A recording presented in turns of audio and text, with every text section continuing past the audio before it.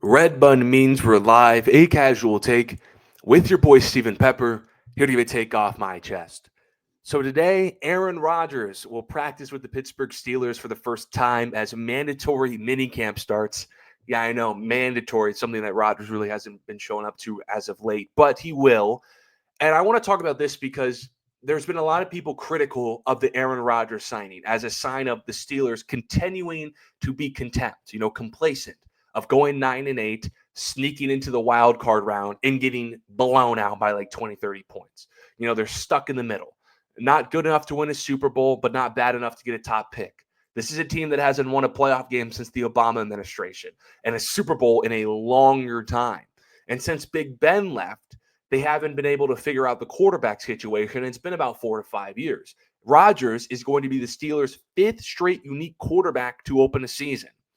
So there's this idea out there that the Steelers need to bottom out, suck for a few years so they can get that top pick and finally land a franchise quarterback. And I'm not going to lie, I just have to disagree with that idea because it's not the only way. Now, I'm not dumb. It's the most common way to land your franchise quarterback, which is to be bad and have a top pick.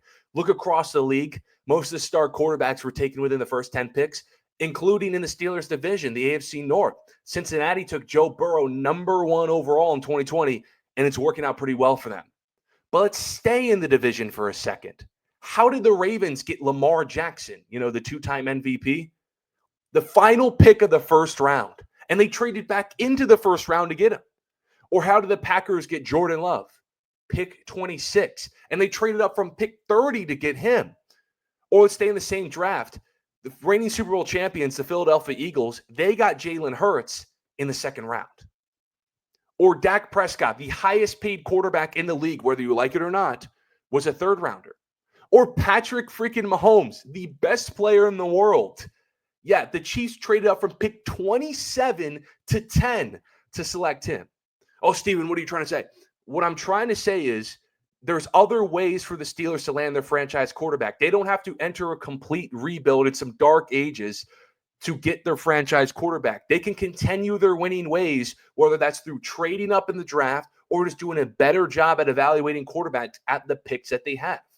Like the Ravens didn't tear everything down once the Joe Flacco era ran its course. Or the Packers didn't enter a rebuild when Aaron Rodgers started to regress. No, they found their franchise quarterbacks at the end of the first round. And towards the end of the first round is where the Pittsburgh Steelers are continuing to draft despite not having their franchise quarterback because they keep making the playoffs. They keep having winning records.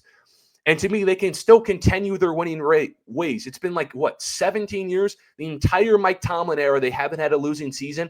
They can continue those winning ways and still land their franchise quarterback. And if they were to draft the franchise quarterback towards the bottom of the first round or in the second round or by trading up, they will have the coaching staff, the defense, the infrastructure to quickly win playoff games with a young quarterback like Kansas City, who before they had Patrick Mahomes, with Alex Smith, went to about 4 to 5 straight years in the playoffs.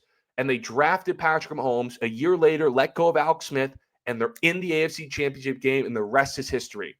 Pittsburgh can do something similar. Now, they tried to, I get that. A few years ago with Kenny Pickett, they picked him in the 20s. We all know it didn't work out, but that quarterback class was pretty disastrous. It was one of the worst we've ever seen. So to me, I think they got to keep trying. Like last draft, 2024, 5 quarterbacks went in the top 12. Pittsburgh could have traded up and get one of them, like a Michael Penix or like a J.J. McCarthy. Or this year, Pittsburgh, I believe, was at pick 21. They could have drafted a Shedeur Sanders or a Jackson Dart there. Instead, I believe they went defense. But Shedeur fell all the way to the 5th round. They could have got Shedeur in the 2nd, the 3rd, the 4th, the 5th.